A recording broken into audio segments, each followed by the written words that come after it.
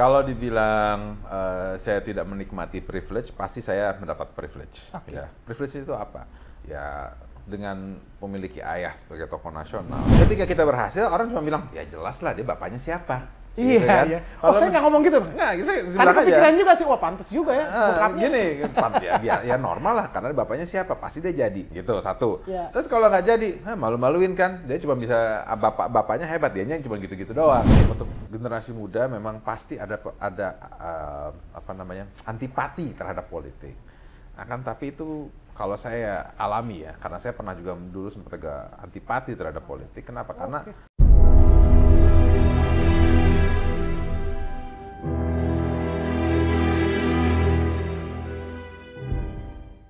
Bismillahirrahmanirrahim. Assalamualaikum warahmatullahi wabarakatuh. Alhamdulillah, hari ini kita mampir ke tempatnya seorang politikus muda yang sangat tampan dan insya Allah idolanya para wanita. Tapi beliau orangnya sangat tawadu dan rendah hati. Siapa sih beliau? Beliau adalah Bang Dep Laksono. Bang, apa kabar? Kita begini atau gini? Siap? Ya, mana-mana aja lah. Alhamdulillah. Nah, bicara politik, Abang sudah dari 2014 sudah jabat Ya. dari Dapil Cirebon. Nah, berarti kan Abang pengen memajukan negara ini. Ya. Apa pikiran Abang tentang negara Republik Indonesia ini? Ya, negara kita ini negara yang luar biasa. Sumber daya alamnya itu melimpah ruah, wilayahnya luas, potensi pangannya, kemampuan untuk memproduksi pangannya juga sangat besar. Jumlah penduduknya pun juga sangat besar. Pertumbuhan kita itu positif, pertumbuhan penduduk kita positif setiap tahunnya itu berapa ratus ribu atau sampai 1 juta, saya nggak hafal persis. Nah, dan kita memiliki bonus demografi. Bonus demografi itu adalah jumlah usia produktif kita itu terbesar. Lebih dari 50% dari populasi total penduduk kita. Itu jadi sehingga yang bisa bekerja, yang bisa menjadi potensi market itu sangat besar. Baik. Nah, kalau misalnya tidak dikelola dengan baik, ya, ini semua akan berbalik. Justru akan menjadi beban kepada APBN, beban kepada pemerintah.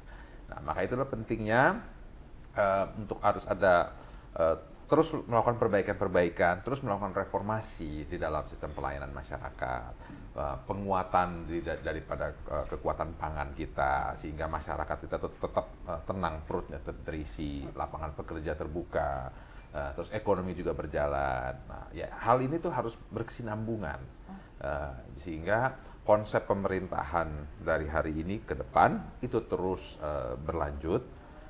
Jadi apa yang baik hari ini, apa baik kemarin terus dijalankan, apa yang kurang diperbaiki, sehingga masyarakat tuh bisa mendapatkan pelayanan yang terbaik dari pemerintah. Oke, itu kan bicaranya seorang politikus, Pak. Ya. Tapi kenyataan kan lowongan pekerjaan banyak berkurang. Apa yang sudah dilakukan sama pemerintah menurut Abang? Gini, kalau dibilang lowongan pekerjaan berkurang itu kita ngeliatnya gimana? Ngeliatnya pada saat job fair, tiba-tiba ada ratusan ribu orang, atau ya nggak bisa ribuan lah, ribuan orang datang untuk merebutkan hanya 100, 200, 300 lowongan pekerjaan, loker ya. Nah, akan tapi sebenarnya itu bukan berarti kesempatan itu tidak ada. Kenapa? Karena ya ini bukan hanya bicara normatif politisi aja.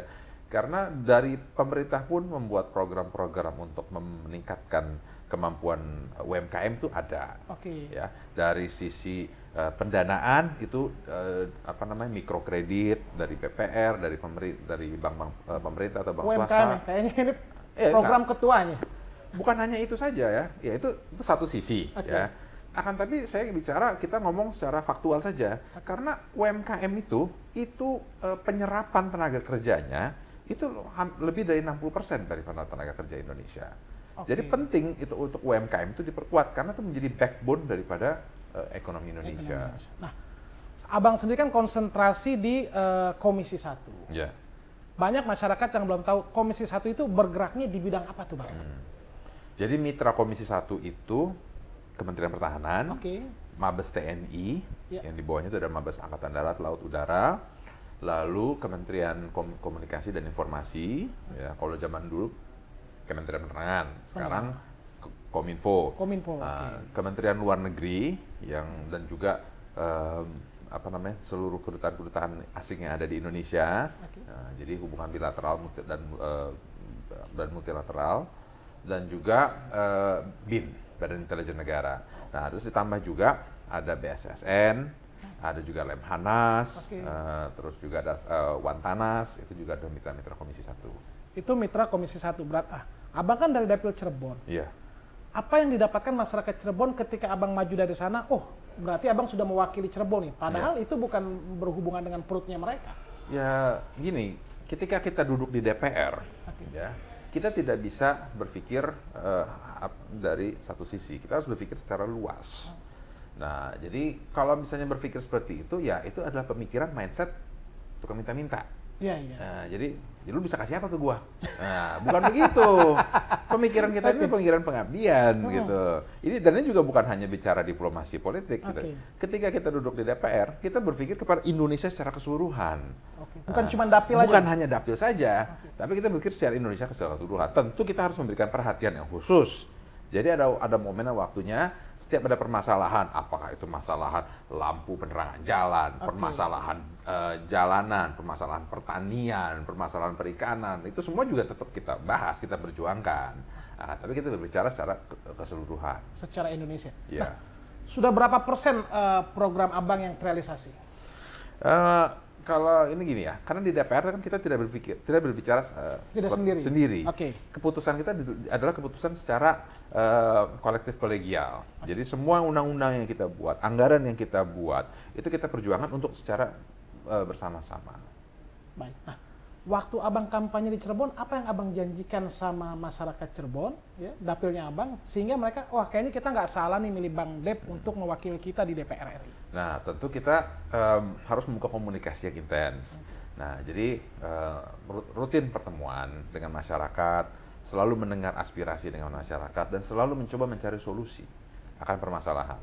Jadi walaupun saya adanya di Komisi 1, bukan berarti saya tidak bisa memperjuangkan masalah UMKM contohnya. Tidak bisa memperjuangkan masalah pasar, tidak bisa memperjuangkan masalah pertanian, tidak bisa memperjuangkan masalah infrastruktur, tetap bisa. Memang ada porsinya, akan tapi dengan saya ada di DPR, saya memiliki akses kepada baik apakah itu pejabat negara, di pusat atau di daerah, untuk bisa sama-sama mencari solusi akan permasalahan. Seberapa sering abang datang ke dapilnya? Kalau seberapa sering, ya minimal sebulan 2 kali.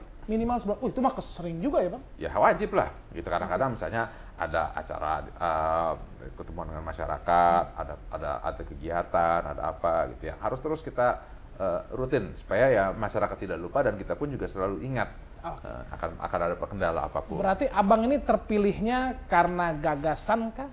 Karena memang anak muda yang tampan atau karena memang anak daripada seorang Pak Agung Laksono? Kalau dibilang saya tidak menikmati privilege, pasti saya mendapat privilege. Ya. Privilege itu apa? Ya dengan memiliki ayah sebagai tokoh nasional, saya terekspos kepada kegiatan, terekspos kepada dunianya, terus juga mendapatkan first hand pengalaman langsung akan proses politik itu berjalan, gitu ya. Ketika dari Munas Golkar ke Munas Golkar, lalu juga pada saat ada keadaan-keadaan kritis atau genting di Republik, ya saya ada di tengah-tengah situ dan menyaksikan dan melihat bagaimana mencari solusinya. Nah, dan ya ini kan ada pepatah, nothing new under the sun, tidak ada hal yang baru di bawah matahari. Gitu ya. Jadi ya, semuanya itu ya pasti yang sudah berjalan, sudah terjadi atau sudah pernah terjadi, gitu. Nah ya jadi dengan ini saya bisa mendapatkan pengalaman sehingga ketika menghadapi persoalan yang sama, dan saya pernah alami gitu ya, saya melihat ini dulu kejadiannya sama nih kayak waktu itu. Gitu. Terulang kembali gitu ya. Jadi saya lebih paham dan tahu untuk mencari solusinya. Berarti tentang gagasan, abang dipilih karena gagasan, anaknya Pak Agung Laksono, atau tadi karena tampan tadi buat masyarakat? Ya, jadi abang tuh karena, memang cerdas nih wakilin kita. Semoga sih karena tampannya ya. Oh berarti idolanya DKI nih. Jadi gubernur DKI apa menteri nih Bang? Aduh, itu mah kita terserah aja deh. Oke, berarti ada gak Bang beban abang menjadi anak tokoh nasional Indonesia? Oh ada. Ada ya? Ada. Kenapa? Ketika kita berhasil, orang cuma bilang, ya jelas lah dia bapaknya siapa. Iya, gitu kan? iya. Saya nggak ngomong gitu. Nggak, saya karena kepikiran juga sih, wah pantas juga ya. Gini, ya normal lah, karena bapaknya siapa, pasti dia jadi, gitu, satu. Ya. Terus kalau nggak jadi, malu-maluin kan, dia cuma bisa, bapaknya hebat, dianya cuma gitu-gitu doang, gitu. Nah, itu selalu menjadi beban juga, gitu ya. Nah, ya jadi, ada give and take-nya lah ya. Selalu ada apa namanya positif negatifnya. Sekarang tinggal itu bagaimana kita mengoptimalkan yang ada. Berani ada yang nyibir di depan atau di belakang, Bang? Ya, di samping, di atas, di bawah, di belakang, selalu lah ada lah. Enggak, yang di depan abang langsung, lu kan anak Pak Agung gitu. Oh, atau ada juga. Ada juga? Ada juga gitu kadang. Tapi ya mau gimana, mau kita mau sakit hati. Ya ya udah, kita hanya bisa tunjukkan dengan performa kita. Nah, abang juga menjadi ketumnya Kosgoro. Ya. Itu karena memang punya prestasi atau karena memang putranya Kan beliau? dipilih secara demokratis. Oke. Dipilih secara demokratis, kita buat kegiatannya, kita buat di Jawa Barat waktu itu. Terus apa namanya? Lalu kesepakatan semua pemilih untuk memilih saya. Gitu. Apa yang sudah dibuat Kosgoro untuk Golkar dan bangsa ini, Bang? Ya, kalau kita itu kan sebagai adalah sepertinya kayak training centernya lah untuk kader-kader di Golkar. Nah, di DPR RI aja paguyuban anggota Kosgoro itu ada sekitar 30 orang, ya. Lalu di daerah-daerah juga banyak kepala daerah, DPRD, itu menteri-menteri juga ada beberapa dari Kosgoro. Gitu. Yang sekarang ini menjabat. Nah, terus juga kegiatan-kegiatan ekonomi masyarakat. Memang karena kan Kosgoro itu berawal dari kegiatan ekonomi masyarakat. Oh, Kosgoro itu ya. Nah jadi dan dari situlah kita terus bisa mengembangkan basis massa kita. Abang kan sudah di DPR RI, masih menjadi seorang pengusaha atau hanya fokus sebagai seorang politisi? Ya udah nggak ada waktu lagi ya, dan juga kalau misalnya saya masih mau ngembangin usaha segala macam itu pasti akan berpotensi lah bertabrakan akan konflik of interest. Jadi lebih kepada fokus ke parlemen. Iya. Oh, berarti lebih fokus ke politik. Ya. Kalau fokus ke politik berarti kan abang jiwa raga sudah untuk negara ini. Ya. Lalu bagaimana membagi waktu sama keluarga? Atau Sabtu Minggu libur, weekend sama ya, keluarga?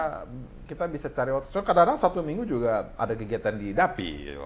Ada kegiatan Kosgoro gitu. Jadi ini kayak ini besok Jumat pagi ada kunjungan DPR, terus malamnya langsung ke Medan acara Kosgoro sampai Sabtu malam, terus Minggu udah berangkat ke Cirebon lagi gitu. Oh, sibuk banget Bang. Ya memang begitulah resiko. Nah, kalau abang memisahkan kepentingan pribadi sama kepentingan partai itu kayak apa, Bang? Ya bukannya memisahkan, justru harus menyesuaikan. Jadi bahwa kepentingan pribadi saya itu adalah kepentingan partai. Jadi jangan bertabrakan gitu. Jadi ya misalnya kegiatan, karena kegiatan partai ada di mana, ya kalau memang ada waktu luang ya bisa bawa keluarga gitu. Misal contoh gitu ya. Itu bisa disesuaikan lah. Baik. Ada ujiannya gak nih Bang semenjak menjadi seorang politisi, anggota DPR RI? Ujian abang sebagai ini, wah ini kan banyak nih anggota-anggota, maafin yang ada yang terpleset. Ya ujian itu kadang-kadang datang sendiri atau juga sekarang juga suka nyari-nyari gitu ya. Nah tapi ya gini. Jebakan dong kalau itu Bang, bukan ujian. Itu jebakan Batman gitu. Jebakan. Tapi yang paling penting itu ya tetap harus fokus lah kepada ini kita, poin utama kita tetap pilih, itu adalah amanah, jangan sampai kehilangan arah. Baik. Sudah 2 kali menjadi anggota DPR RI, tahun 2024 menyalonkan lagi anggota DPR RI. Apa nggak pengen Bang abang jadi gubernur atau jadi menteri? Kalau kepala daerah, kayak memang saya passionnya atau fokus itu lebih kepada di parlemen. Ya, tapi kita lihatlah, kan itu juga suka penugasan partai. Oke. Sejak kapan Bang abang suka berorganisasi dan suka politik? Apa memang dikerahkan sama Bapak? Gini, kalau organisasi memang udah panggilan dari dulu ya, bahkan mungkin dari SMP kan, saya sempat jadi ketua OSIS, terus juga SMA juga aktif di OSIS, terus ketika saya kuliah di luar negeri juga saya sempat jadi ketua Persatuan Mahasiswa Indonesia di Amerika. Oke. Udah darah daging ya Bang? Ya memang udah panggilan gitu ya. Jadi gini, kalau orang tua kami, ayah ibu saya itu tidak pernah memaksakan anaknya. Jadi ya kalau memang mau gitu. Jadi kan diberikan kesempatan, diberikan contoh. Kalau memang itu passionnya, ya lanjutkan gitu. Kan karena kami di keluarga, kami bertiga ya, kakak saya perempuan di Bank Indonesia. Dia profesional, suaminya polisi. Lalu saya sekarang alhamdulillah puji Tuhan itu di parlemen, di DPR. Nah, adik saya perempuan juga di politik. Dia 2019 yang lalu sempat maju DPRD DKI, tapi belum dapat. Nah, cuman diminta oleh Pak Menpora menjadi staf khusus beliau. Baik, sosok Bapak Agung Laksmono ini sosoknya seperti apa menurut Abang? Ya, Pak Agung itu sosok yang sangat tenang dan sangat amat bukan hanya mature ya, tapi paham akan konstelasi dunia politik. Oke. Gitu. Makanya dari zaman Orde Baru sampai hari ini masih tetap di dalam pusaran kekuasaan pemerintah. Nah, Bang, 2024 ini akan seperti 2019 nggak sih, kita politiknya terpecah belah? Ya, saya yakin tidak. Dan itu juga kenapa Golkar kita dari awal, dari pagi sudah membuat KIB, Koalisi Indonesia Bersatu. Dengan ini kita sudah memiliki koalisi sendiri, sudah ada tiket sendiri, sehingga mengurangi konflik perpecahan tersebut. Gitu. Ada berapa paslon, Bang? Kira-kira menurut Abang 2024? Ya, paling tidak saya yakin sih ada 3 pasang lah. Ada 3 pasang ya. Nah, Ayah sudah lebih dulu ada di politik. Apa pesan Ayah ke Abang dalam berpolitik? Ya, pertama harus selalu amanah. Ya, dan selalu harus menjaga hati nurani kita, jangan serakah. Ya, namanya orang ingin menikmati hasil kerja itu ya lumrah. Tapi jangan sampai kita itu jahat sama orang hanya untuk kepentingan sendiri ya? Kepentingan sesaat. Bang, boleh pesan nggak buat anak-anak muda, kalian ini mesti melek politik? Karena kan orang masih agak tabu dengan politik, banyak sekali. Untuk generasi muda memang pasti ada antipati terhadap politik. Tapi itu kalau saya alami ya, karena saya pernah juga dulu sempat agak antipati terhadap politik. Kenapa? Karena belum memahami, hanya melihat dari atas. Jadi hanya ngelihat sosial media, hanya ngelihat cuplikan berita, tanpa benar-benar mendalami dan mengerti akan bagaimana proses itu terjadi dan bagaimana proses itu berjalan. Nah, tugas dan tanggung jawab kita ya selaku baik itu anggota parlemen ataupun juga sebagai politisi untuk terus mensosialisasi dan terus mengajak generasi muda agar paham dan melek akan sistem politik. Jadi saya selalu undang, dan Golkar dan Kosgoro itu selalu membuka lapangan kepada generasi muda. Ayo ikut partisipasi. Silakan masuk ke dalam partai agar lebih mengerti dan juga bisa menjadi bagian daripada perubahan. Kita selalu generasi muda bilang katanya ada permasalahan korupsi, permasalahan kurang komunikasi segala macam. Mari kita masuk ke sana, kita buka channel tersebut agar terjadi bridging antara generasi ke generasi dan dari pemerintah kepada masyarakat secara umum.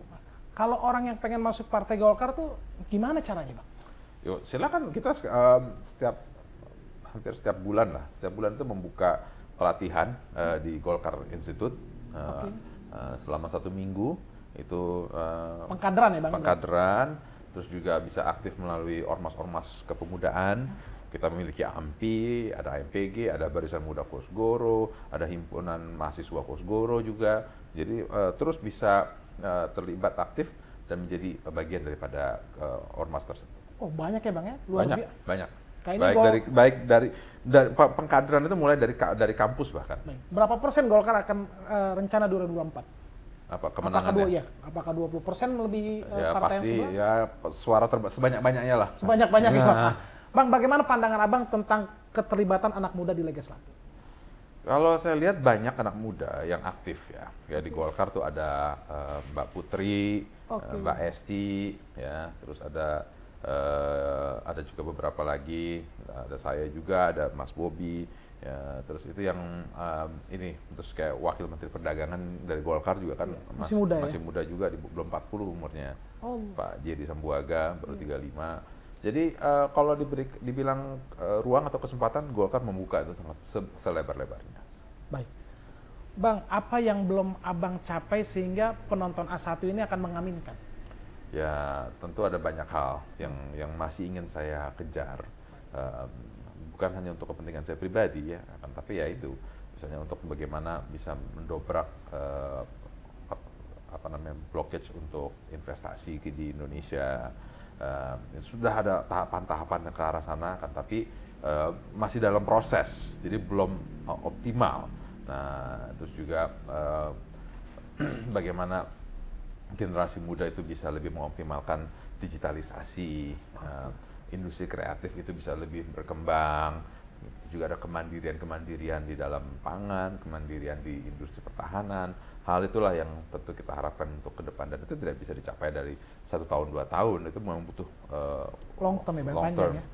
Oke. Bang, kan media sosial sangat luar biasa nih, dahsyat. Abang main nggak sih Instagram kah, Facebook kah, TikTok kah? Sehingga anak muda memang relate sama abang. Kalau Instagram hampir aktif selalu. Instagram, kalau Facebook ada, cuman nggak terlalu aktif lah. Oke. Twitter juga ya up and down lah. Kalau lagi mood gitu kan sering kita. Kalau Twitter biasanya memang orang politik tuh. Iya. Kalau Instagram lebih anak muda. Nah, Bang, ongkos politik ngalon ini mahal nggak sih, Bang? Ya kalau dibilang murah sih enggak. Kalau dibilang murah sih enggak. Jadi cukup lumayan ya, Bang? Ya enggak inilah, enggak kosong-kosong lah gitu. Oke. Dulu kira-kira nih, Bang, minta maaf, berarti kan habisnya juga lumayan tuh. Iya. Ya kalau ngomong angka saya nggak bisa ngomong angka lah. Gitu. Baik, Bang. Insya Allah, Bang, perbincangan kita hari ini akan menjadikan pemasukan buat anak-anak muda, mereka melek politik. Dan mereka makin cinta dengan abang. Kira-kira kalau misalkan anak muda pengen ngadu ke abang, mereka bisa ngadunya kemana, Bang? Ke Instagramnya boleh DM nggak? Bisa. Saya layani kok. Layani, ya, Bang? yang DM itu bisa kontak anytime, bisa menyampaikan segala macam. Instagram yang aslinya apa, Bang, namanya? Devi Karno. Devi Karno, siap. Alhamdulillah, ini adalah salah satu anak muda yang ingin melayani masyarakat ketika ada aduannya. Insya Allah perbincangan kita hari ini menjadikan keberkahan buat kita semua. Assalamualaikum warahmatullahi wabarakatuh. Bang, terima kasih. Oke. Cakap.